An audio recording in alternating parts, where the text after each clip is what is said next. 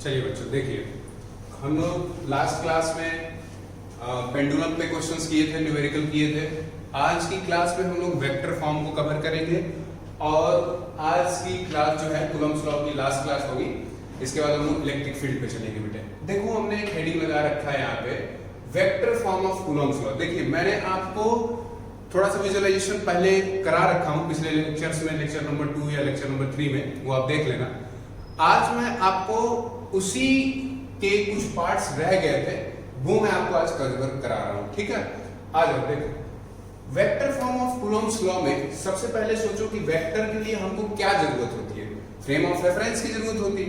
तो आइए अगर हम लोग देखो ऐसे लेते हैं, ये मान लीजिए एक्स एक्सिस है और ये मान लो वाई एक्सिस है, और दो चार्ज को हम लोग कहीं पुट करते हैं।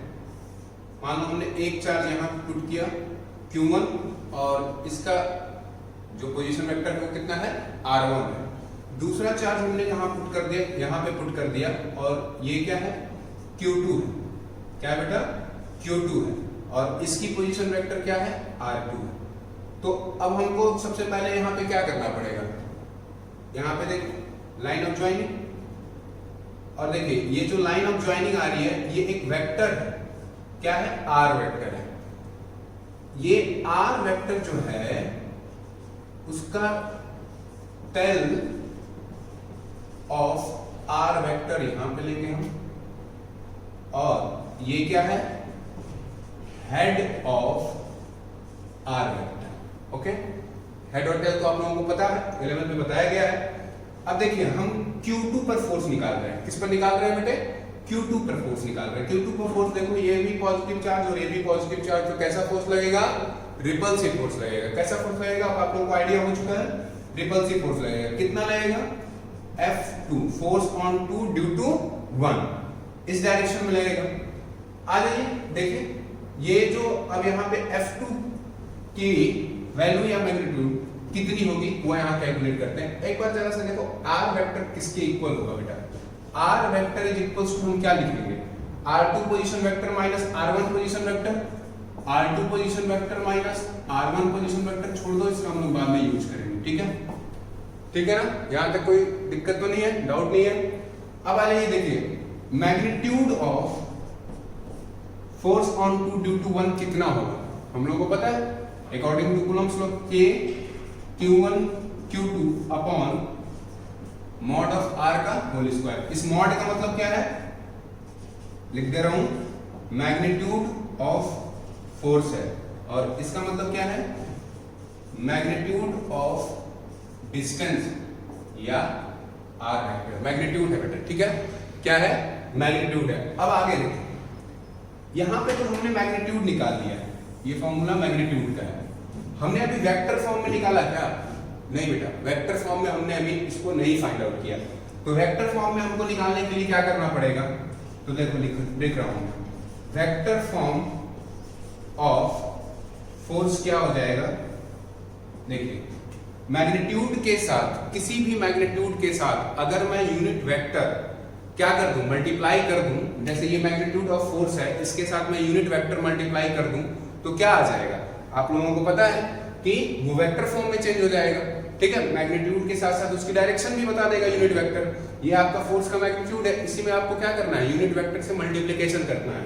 तो देखिए मैं कर देता हूं, यानी F21 vector is equals to क्या मैं लिख सकता हूं, K Q1 Q2 upon mod of R का whole square into R cap. R cap का मतलब यूनिट वेक्टर बेटा, R कैप का मतलब यूनिट वेक्टर। अगर देखिए ये फोर्स कैसी क्वांटिटी है, वेक्टर क्वांटिटी है, तो वेक्टर क्वांटिटी की मैग्नीट्यूड हमें पता है, और उसमें हम अगर यूनिट वेक्टर से मल्टीप्लाई कर देते हैं तो किसमें चेंज हो जाता है, वेक्टर क्वांटिटी में चेंज हो जाता है। तो फोर्स अब ये किसमें आ गया, वेक्टर क्वांटिटी में आ गया। अब आ जाइए, यूनिट वेक्टर का फॉर्मूला क्या होता है बेटा, आप लोगों को इधर साइड में मैं लिख के बता दे रहा हूं, unit vector is equals to vector upon magnitude of vector. Class 11 में ये बताया जाता है, ठीक है, आप लोगों को याद भी होगा। तो देखिए आइए रखिए, F21 force is equals to कितना आएगा, K Q1 Q2 upon mod of R का होल स्क्वायर इनटू वेक्टर का मतलब r अपॉन मैग्नीट्यूड का मतलब मॉड से मॉड ऑफ r का मतलब क्या है बेटा, ये रिप्रेजेंटेशन मैग्नीट्यूड के लिए किया जाता है। कोई भी वेक्टर को अगर मॉड में लिख दोगे तो उसका मतलब उसका क्या है, मैग्नीट्यूड है। क्या है बेटा, मैग्नीट्यूड है। ये बात को ध्यान रखोगे, कभी गलती नहीं करोगे। आ जाओ अब देखो, इसी को क्या लिख सकते हो, k q1 q2 upon mod of r का cube into r vector. This is the vector form of force. ये क्या है बेटा, वेक्टर फॉर्म ऑफ फोर्स है। ठीक है, यहां तक कोई दिक्कत नहीं है, कोई डाउट नहीं है। अब देखिए इस फॉर्मूले में दो तीन बातों को जरा सा ध्यान रखोगे। पहली बात तो ये कि ये जो चार्ज Q1 और चार्ज Q2 है, हमेशा इसको किसके साथ रखना है, साइन के साथ रखना है। पहले हम लोग फोर्स निकालते थे, मैग्नीट्यूड निकालते थे तो साइन नहीं यूज करते थे। क्या बोलते थे कि अगर नेगेटिव साइन है तो वो डायरेक्शन के ऊपर इफेक्ट डालेगा। तो यहाँ भाई वेक्टर फॉर्म है, तो वेक्टर फॉर्म में तो डायरेक्शन का इफेक्ट पड़ जाएगा। अगर डायरेक्शन इसका लेफ्ट आने के बजाय राइट आ जाएगा तो वेक्टर ही चेंज हो जाएगा। इसका मतलब यहाँ पे नोट करके इंपॉर्टेंट बात लिखोगे, Q1 Q2 charge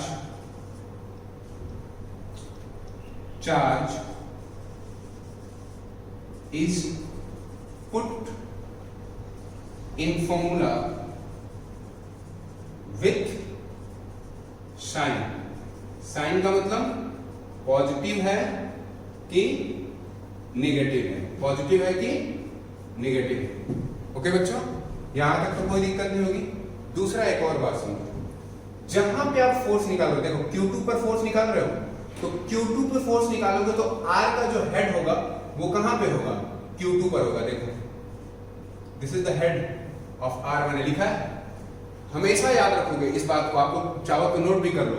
head of R कहां पे होगा, जहां पे आप फोर्स निकाल रहे हो। हेड ऑफ R कहां पे होगा, जहां पे फोर्स आप फाइंड आउट कर रहे हो। ठीक है, ये फर्स्ट नोट था,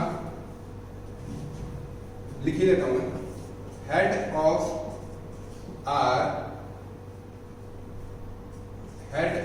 R vector is always placed where we find the force। जहां पे आप फोर्स को फाइंड कर रहे हो वहीं पर क्या होगा, R वेक्टर का हेड होगा।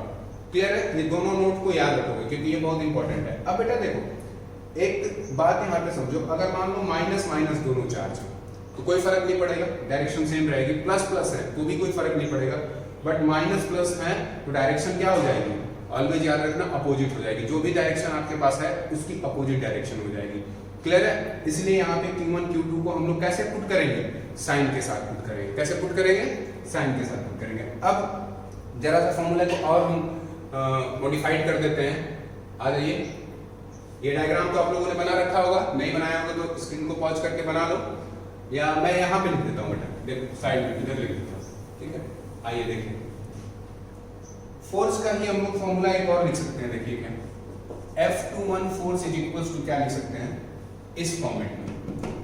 देखो क्या लिखेंगे, K Q1 Q2 R2 minus R1 vector upon mod of R2 vector minus R1 vector का होल क्यूब। ये इस फॉर्मूले को भी याद रखो, ये फॉर्मूला भी आपका क्या है, यूजफुल फॉर्मूला है।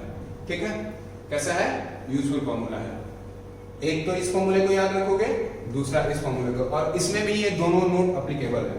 क्या है, एप्लीकेबल है।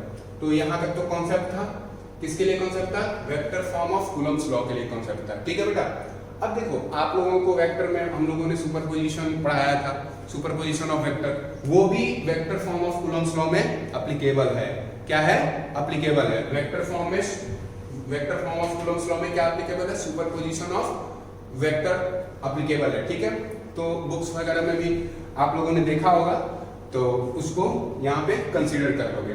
दूसरी बात बेटा देखो, पहले मैं एक्चुअल में आप लोगों को जब बुक, किसी भी बुक को उठाते होगे तो उसमें सबसे पहले वेक्टर पढ़ाया गया होगा, vector form of Coulomb's law पढ़ाया गया, और फिर मैग्नीट्यूड के बारे में काफी ज्यादा वो डिस्क्राइब किए होंगे, बट मैंने आपको सबसे पहले मैग्नीट्यूड पढ़ाया फिर वेक्टर फॉर्म पढ़ा रहा हूँ। इसलिए पढ़ा रहा हूँ ताकि मैग्नीट्यूड के बारे में आपको अगर अच्छे से नॉलेज हो जाएगी तो वेक्टर फॉर्म में उसको कन्वर्ट करने के लिए क्या करना है, केवल यूनिट वेक्टर का मल्टीप्लिकेशन करना है। डायरेक्शन का ध्यान देना है, डायरेक्शन का हम लोग क्वेश्चन में ध्यान देते आ रहे हैं।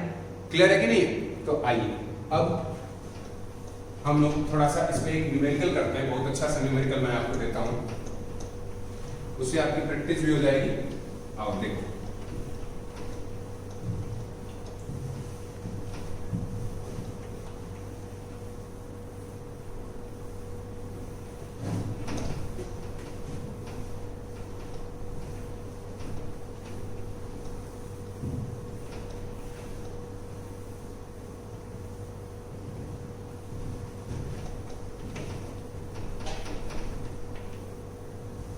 देखिए जो न्यूमेरिकल है वो क्या है। न्यूमेरिकल मैं लाया हूं, एक मिनट। हाँ न्यूमेरिकल नोट करो तो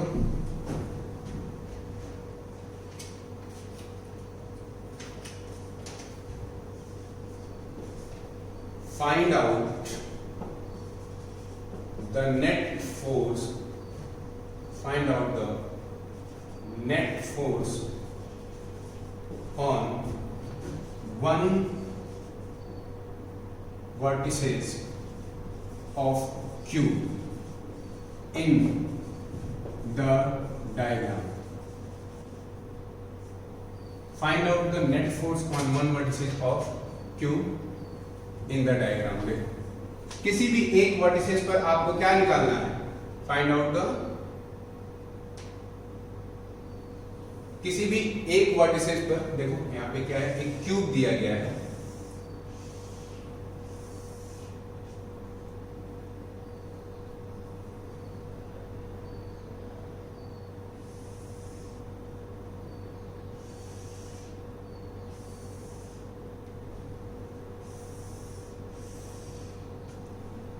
एक क्यूब दी गई होते आपको, और क्यूब के हर एक वर्टिसेज पर क्या रखा गया है, क्यू चार्ज रखा गया।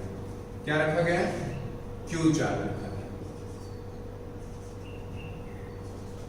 देखो है ना, यहाँ पर ये छूट तो नहीं रहा, नहीं छूट रहा, ठीक है। हाँ भाई अब देखो इसमें और क्या दिया था, side of cube is equals to 1 metre. Side of cube कितना है, यानी क्यूब की जो साइड है वो कितनी है, 1 मीटर। ओके, उसकी लेंथ दी गई है। अब आपको फाइंड आउट करना है। चलिए देखिए, आ जाओ सोचो। सबसे पहले जब कभी आपको 3D का क्वेश्चन आ जाए और इस टाइप का क्वेश्चन आ जाए तो कैसे इसको करोगे, क्या सोचोगे? सबसे पहले ध्यान रखना बेटा कि ये वेक्टर फॉर्म से ही सॉल्व होगा। कैसे सॉल्व होगा, वेक्टर फॉर्म। एक कॉन्सेप्ट आप ध्यान रखोगे, 3D के क्वेश्चन जब कभी भी आपके पास आए, वो भी डायग्रामेटिकली आए, तो उसको कैसे आपको सोचना है, हमेशा और हमेशा ऑलवेज कैसे सोचना है उसको, वेक्टर फॉर्म से सोचना है। मैं वेक्टर फॉर्म से सोचूंगा।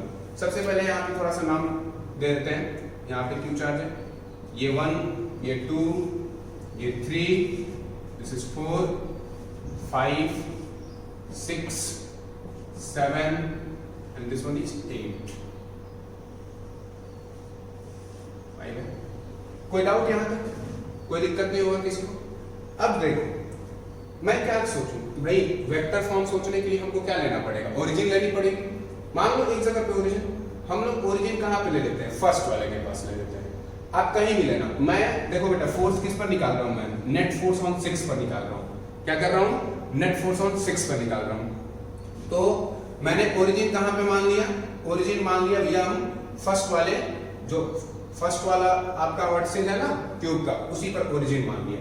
तो इसकी कोऑर्डिनेट कितनी होगी, 0, 0, 0।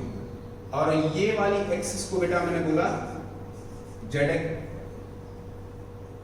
इसको बोला जेड एक्सिस, इसको बोला X axis, and this one is Y axis. This one is Y axis. कोई डाउट? देखो 3D में आ गया। अब हम क्या करेंगे, अब हम आसानी से इसके कोऑर्डिनेट्स लिख सकते हैं। क्या लिख सकते हैं आसानी से कोऑर्डिनेट? ये ओरिजिन है भाई, ये 0, 0, 0 आ गया। अब इस 2 की बताओ बेटा क्या आएगा, 2 की वैल्यू क्या आएगी, देखो 0,0,1 आएगा कि नहीं आएगा। अब देखो इस 4 का क्या आएगा भैया, देखिए 4 1,0,0। कोई डाउट यहां तक तो आप लोगों को कोई डाउट नहीं हो रहा होगा। एक बार क्वेश्चन में बेटा एक सेकंड रुको, मैं चेक करता हूं।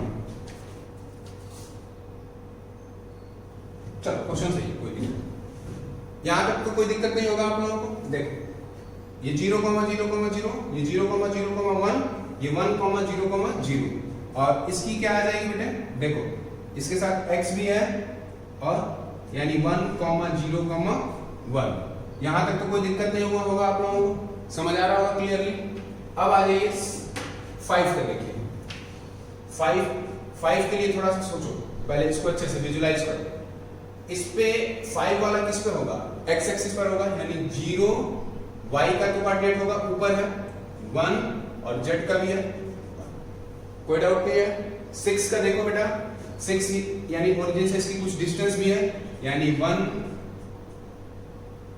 हाइट भी है इसकी, यानी 1,1,1 आ जाएगा, और ये आउटवर्ड भी है। अब आते हैं 8 के ऊपर बात करते हैं। 8 वाले के पास देखो भैया, 8 वाला कहां पे है, आपके y एक्सिस पर बिलोंग कर रहा है, y एक्सिस पर बिलोंग कर रहा है, तो x 0, 1, 0, कोई डाउट नहीं होना चाहिए यहां तक। 7th वाले के लिए देखो, 7th वाले के लिए सोचते हैं बेटे। 7th वाले में x तो होगा कुछ, यानी 1, और देखो हाइट भी कुछ है, यानी 1, लेकिन z क्या होगा, 0, कोई डाउट नहीं है यहां तक, समझ आया। आराम से इसके क्या कर दोगे, कोऑर्डिनेट्स लिख लो। अब जब कोऑर्डिनेट आप लिख लोगे तो ये क्वेश्चन हो गया सॉल्व, लगभग। देखो जो अच्छा बच्चा होगा, स्मार्ट बच्चा होगा, वो कैसे सोचेगा। 6 पर मेरे को निकालना है, तो 6 पर सबसे पहले 1 के थ्रू देखते हैं, फिर 2 के थ्रू देखते हैं, फिर 3 के थ्रू देखते हैं, फिर 4 के, 5 के, 6 के, सॉरी 6 के, तो 6 पर खुद ही पर नहीं निकालेंगे हम, मतलब 6 के थ्रू 1, फिर 2, फिर 3, फिर 4, 5, 7, 8, यानी नेट फोर्स 6 पर कितने लग रहे हैं, 1, 2, 3, 4, 5, 6, 7 नेट फोर्स लग रहे हैं। तो देखिए मैं लिखता हूं 6 on 1 force due to 6, force on 6 due to 1, और उसकी वैल्यू लिखेंगे। देखो क्या आ जाएगा, KQ², वेक्टर क्या होगा, 1 - 0, क्या आ जाएगा 1, 1 - 0, 1, x एक्सिस के लिए हम लोग देखो सोचेंगे, यानी 1 यहाँ पे इसकी कोऑर्डिनेट है, तो r2 - r1 होता है बेटा, तो r2 - r1 के लिए तो 1 - 0, x के लिए यहाँ पे कोऑर्डिनेट 1 के पास कितना है, 0 है ना, तो 1 - 0 कितना आएगा, 1 ही आएगा, यानी i कैप प्लस 1 - 0, फिर से क्या आ जाएगा,